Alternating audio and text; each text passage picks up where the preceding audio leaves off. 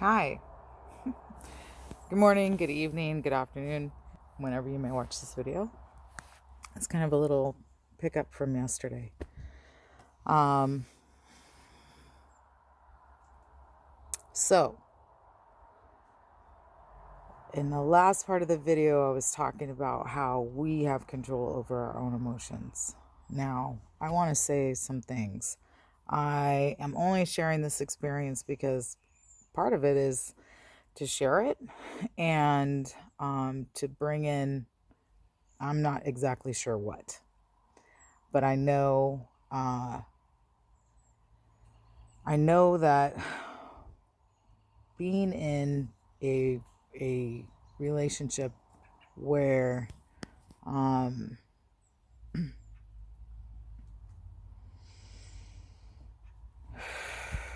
someone is being in a relationship where emotions and triggers are happening often.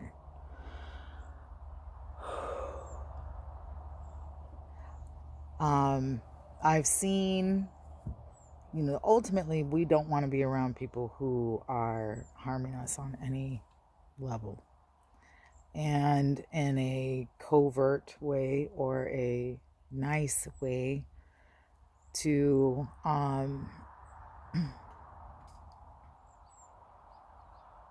enter into these kinds of things is very, there's almost no words for it. What happens to the psyche. And yes, I mentioned like vibrational laws. And then I was talking about an ultimate healing because in certain situations, may not be able to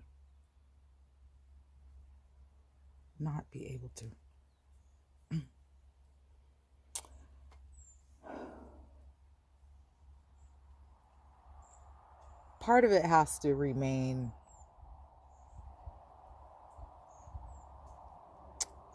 basically quiet, to put it simply, and internal. What you, said person, may or may not be doing.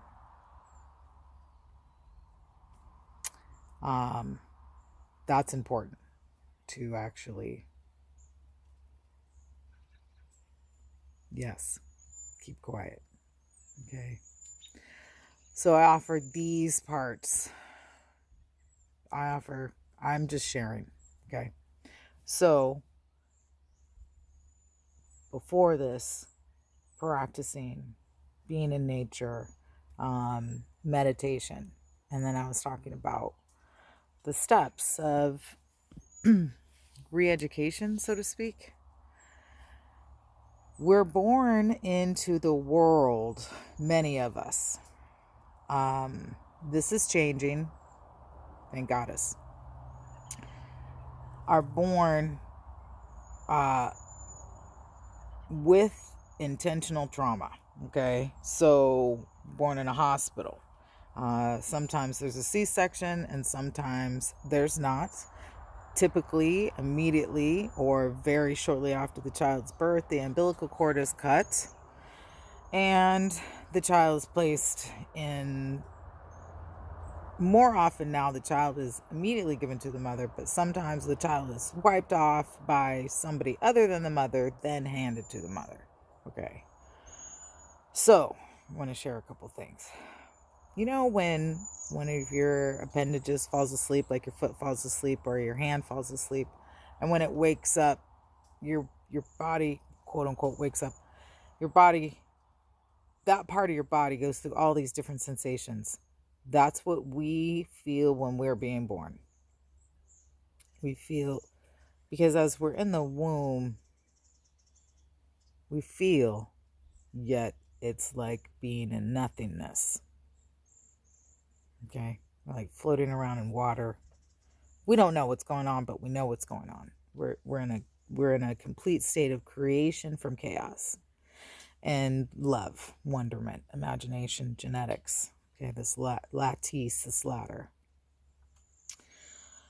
In this world where fear and illusion must be impressed upon us so that we buy, because things are desired through our emotions. We knew this as great mothers and great beings. We knew this about our emotions and what they can provoke in us, depending on how we deal or don't deal with them. So, what we did, and what is happening more, is we would consciously see the being or the beings that were going to come in to this earth as a baby. And we, as the mothers and also creators and co-creators, would speak in a spiritual realm to this child, bring them into our bodies, and then bring them into the planet. And through this would be very loving, encouraging, nurturing, safety ensuring feelings and language. Then at birth, yes, squatting, water, and all these herbs and stretches and chanting and breathing. And then as we had the child, other women would be with us, chanting, doing movement. Typically, this is where belly dancing comes from. Serpent movements. This is where the serpent comes from. It's the feminine aspect. It's not. Side note, I'm going to talk about snakes really quickly. They're on their bellies. Their only defense is their teeth. What is so scary about snakes? And even if you come around a snake, they typically don't bite you. They usually move. And if it's a rattlesnake, they let you know they're there, which sometimes can be to their detriment. Anyhow, same with spiders. They're tiny, okay? These are things that we've been taught to fear because they're part of us and we learn from them. Back to the serpent and the movements and birth. And then as the child is born, place the child on the low belly with the umbilical cord still attached. As the afterbirth is coming out, they're still chanting and music and drumming and singing whatever was available for wherever these star beings were located. Sound is always the voice. There's always the voice. So if there's nothing else to make sound, there's always the voice. So there it was, at least singing or humming or chanting. Okay. And baby's placed on the low abdomen and baby crawls up, right, to a breast and begins nursing. And then slowly for several days, the afterbirth comes out. There's ceremony depending on where you're at, how this is, buried or eaten or both. And then a star name is heard from the child. And then everything remains the same. There's meditation. There is working with emotions. There is times to sit while the mother is nursing. It's a whole meditation. And other, this is why it was so important that we were a matriarchal group and that the women stayed together, because we were very, very, very, very supportive and just intuitively spiritual that way. So this is something, if we can, bring back into ourselves and to our families as much as possible. And if we can't do it in this way, what I've miraculously stumbled upon is art. And it's actually helped me see more clearly the idea of chaos and how emotions are what help steer or gear or balance emotions. And if we are encapsulated, so to speak, in a mindset that going to work and coming home and from the feminine aspect, and we go way back to the beginning of the fall of the feminine divine, it was genocide and separation. And this is something that we still continue to see, kind of under hidden in the indigenous. I really don't want to affirm this, but it's becoming more known that the feminine, indigenous, spiritually connected to the planet, are very important to the planet. And this is why this kind of still continues, because this is the time where we as women recognize that this is a whole thing, even narcissism and codependency. And to me, it begins with, cognitive dissonance literally pressured upon us. I feel personally through religion, by teaching us the Ten Commandments and then watching the whole world and every religion not actually practice them. And also that when it comes to things like racism and classism and blatant capitalism, it's kind of evident that something must shift for us to not be codependent on stories that are not true, and a patriarchal system that allows for perpetual harm to be inflicted upon women and children, specifically women, and then their children, as a form of control and sustainment of fear. And I believe that this is kind of the point of a narcissist and codependence. We can't have them if our society doesn't allow it. And our society isn't going to blatantly allow it. However, if we can manipulate society into believing these lies, then it's very easy to sell them lies and teach them lies through all kinds of means, including spirituality,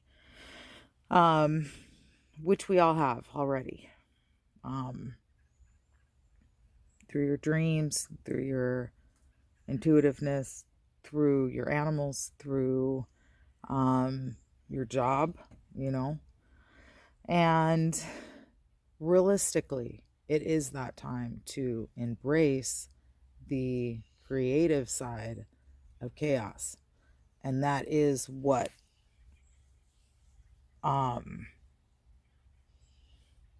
I think, in a grand scheme of things, and this is like high hopes, and whether it happens or not my problem. I mean, I hope for it because I'd like to see the world shift. And that shift happens when we ourselves, regardless, can say, shit,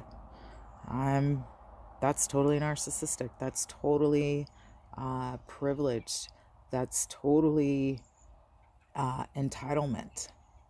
And then also to be able to say, wow, this happened to me and never was dealt with or never was healed.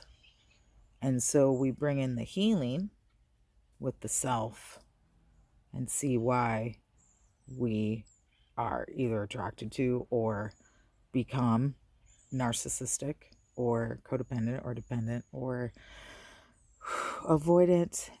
All the words that basically come down to, I don't see my own feelings, right?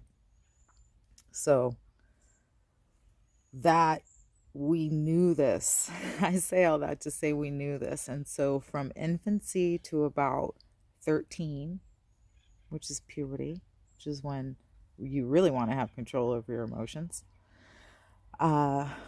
we practiced playfulness, creativity, and meditation and health, working on our own emotions the best way that we can. Writing, singing, singing and dancing. Great forms of creative chaos. Part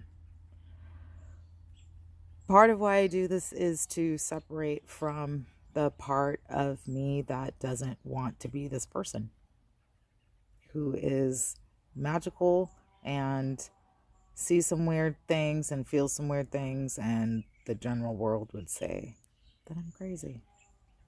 And I may be. However, I don't think I am. I think that most of us have gone through a lot of these kinds of things, and our ascension process is actually this, which is to master ourselves and see who we truly are and do what we can and share what we can.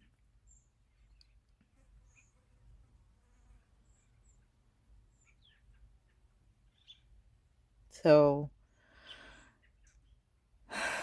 I send heartfelt feelings to any of those who may be going through anxiety or these feelings of, paranoia or